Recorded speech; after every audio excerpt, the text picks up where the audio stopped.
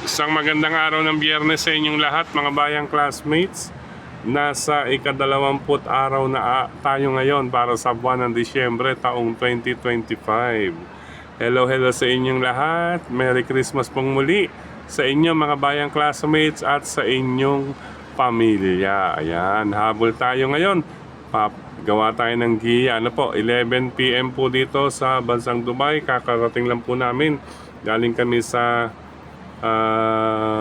desert safari. Ayan, oo, 11 PM dito, habang dyan po sa Manila ay 3 AM na po, 3 AM na madaling araw.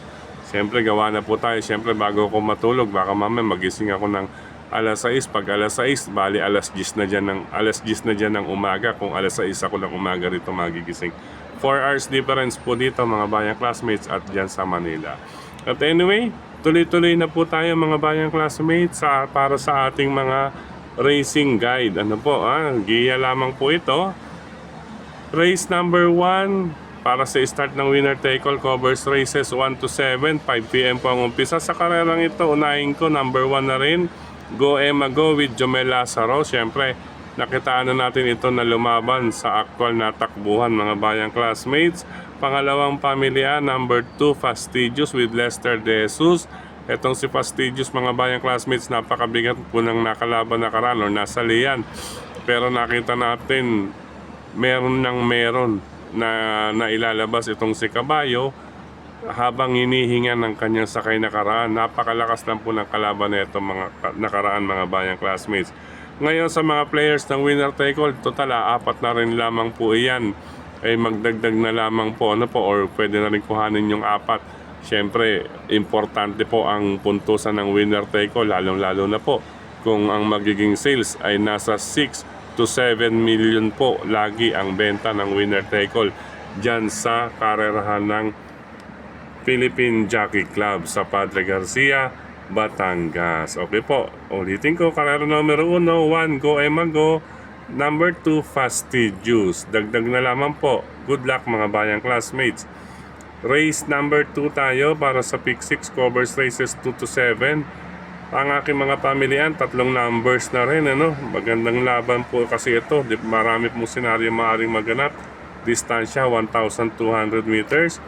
Number 1, Bravery with Paul Repe. Number 2, Tambalang Obladi Oblada with John Allison Pabilig, at ang kanyang kakwadra na si Emperatus with Andrew Boom Villegas. Balita ko mainam po itong dalawang kabayong ito, mga bayang classmates, at talagang nakahanda sa laban ngayong araw ng Biyernes. Okay po, pangatlong pamilyan ko, isasama ko lang since maikli ang distansya. Number 5 is Speed of Sound with Mark Alvarez. Isa pong matulin o nasa harapan, mga bayang classmates. Number 5 is Speed of Sound. Ulitin ko, karera numero 2, number 1, Bravery, 2, Obladi Oblada at Imperatus, at number 5, Speed of Sound. Good luck, karera numero 2, mga bayang classmates. Race number 3 para sa pick 5, covers races 3 to 7. Ito, mga bayang classmates, inaabangan ng mga bayang karerista to. Marami na rin po ritong sumusubaybay sa kabayang ito. Number 3 goes with John Alvin Guse. Yan po, kung nais pong solohin, sige lamang po, solohin ninyo. At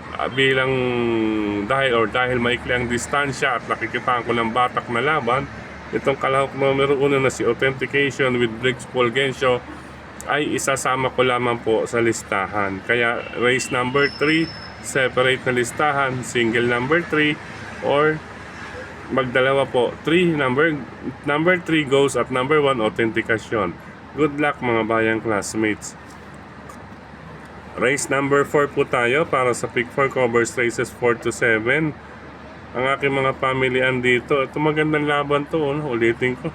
Napakagandang laban to. Ang labanan dito depende sa IRA or IRAhan ito, mga bayang classmates, 1,400 meters. Kaya maipapayo ko sa inyo rito, magdagdag or kung may iba pa yung pili kursunado at mabalitaan dito, ay sige lamang po, mga bayang classmates.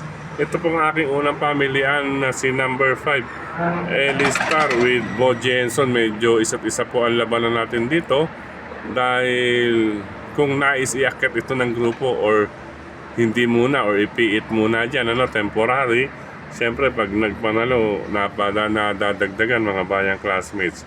But anyway, una ko pa rin po siya. Number 5, Ellie Star with Boji Henson. Pangalawang pamilyan ko or pangsama ko, proteksyon. Siyempre, sabi kaya nga na akin nabanggit, anything can happen dito sa race number 4. Pangalawang pamilyan ko, tambalang number 2, Captain Bob with Andrew Villegas at Great Shashi with O'Neil Cortez. 5 and 2 po ako, karera number 4. Ulitin ko, magdagdag na lamang po dyan sa karerang iyan. Race number 5, number 1, Levitating with Pau Pau Guse. 57, maganda po na ipakita nito. Isasama ko lamang po ang baka biglang isalikwat. Ito, inabantayan natin RA. Number 3, Equitem with Tupper Garganta. Paningit ko lamang po iyan. Number 3, si Equitem with Tupper Garganta. Baka bigla po kasing isalikwat. Makibalita na lamang din po at makiramdam dyan sa kalahok na iyan. Pero wag po mawalan sa listahan muna.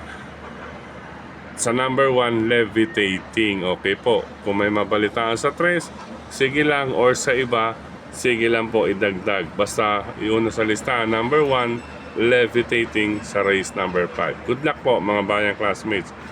Race number 6, penultimate race tayo mga bayang classmates. Sa karerang ito, ang ganda ng tinakbo na ito nakaraan.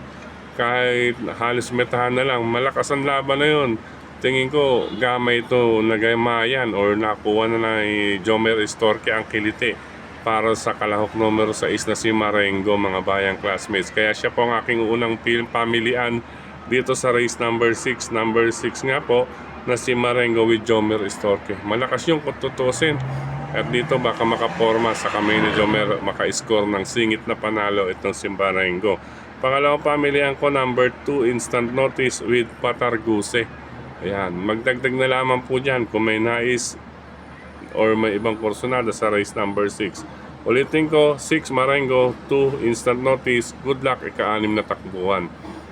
Race number 7, last and final race para tingnan po mga bayang classmates. Maikli ang distansya pero magandang labanan to, no? Magandang lineup na to. Baka mamaya may bumuliglig dito sa ating unang pamilyan, si number 5,